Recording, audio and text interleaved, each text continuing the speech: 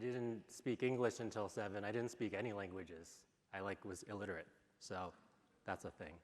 I only thought in pictures and numbers for the first 7 years of my life, so maybe the rest of this presentation will make more sense with that in mind.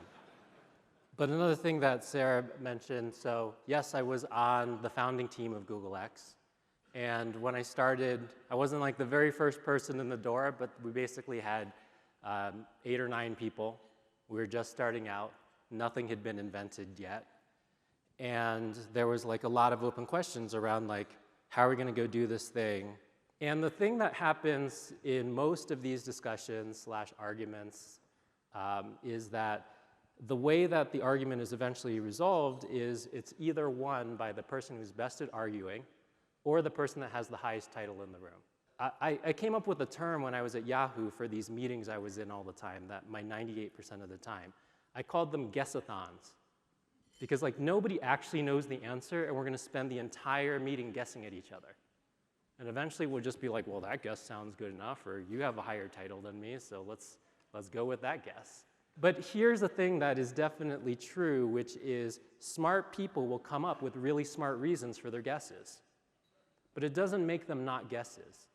And there's nothing wrong with guessing, but like if you just back up your guesses with a bunch of smart reasons, it doesn't suddenly transform them to not be guesses. And this is one of the main ways that one speeds up innovation. It is the upgrading of the working material that you have from guesses to direct experiences. Direct experiences just cut through. They communicate hundreds of times faster. Their signals are much clearer. They're much harder to debate around. So let's say that any idea that you have, any great idea that you have, generated by smart people, has maybe a 5% chance of success.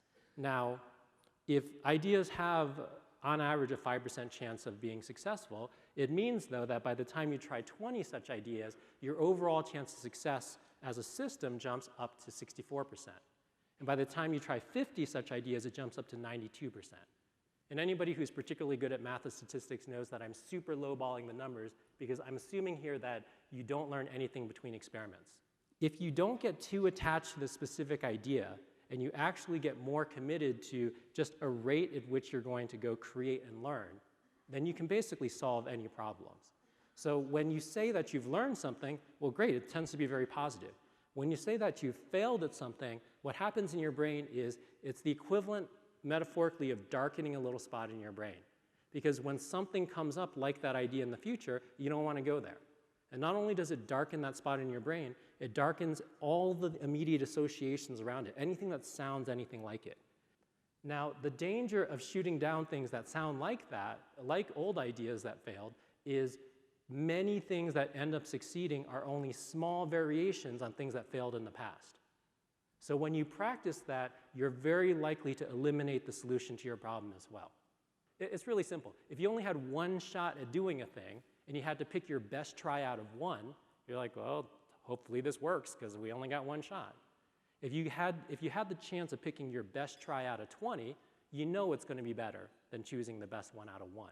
Then the one that we're picking, we are incredibly confident in, and we've learned from the other 19. Can you solve your problems? And if you can begin solving your problems 10 to 100 times faster, then actually that question starts to go away. The bigger question is, what problems in the world are worth solving?